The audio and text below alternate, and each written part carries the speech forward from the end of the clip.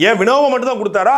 எங்க ஈவேரா கொடுக்கலையா? வரலாறு தெரியாம பேச துரைமுருகன். வினோவா போலவே ஈவேரா கொடுத்தாரு. வினோபா மொத்தமா சேர்த்து மக்கள்கிட்ட கொடுத்தாரு. இவர் யார்கிட்ட கொடுத்தாருன்னா ஈவேரா மணியம்மைட்ட கொடுத்தாரு. மணியம்மை வீரமணிட்ட கொடுத்தாங்க. வீரமணி அன்புராஜ்கிட்ட கொடுத்தாரு. கருணாநிதி கொடுக்கலையா? கருணாநிதி நல்லா கொடுத்தாரு. கருணாநிதி ஸ்டாலின்கிட்ட கொடுத்தாரு. கருணாநிதி ராசாத்திட்ட கொடுத்தாரு. கருணாநிதி தயாள்கிட்ட கொடுத்தாரு.